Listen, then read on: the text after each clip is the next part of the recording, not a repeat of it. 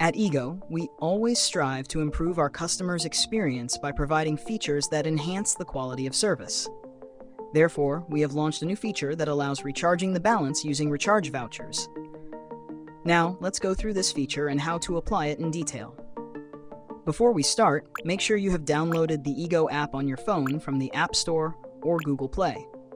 Secondly, log in. If you have an account on the Ego app, enter your phone number in the designated field and click the arrow to confirm. After that, enter your password to access the app. If you don't have a prior account, you can easily enter your phone number and click the arrow to confirm. You will automatically receive a 4-digit activation code on the registered phone number. Enter the code in the designated field to complete your login to the app.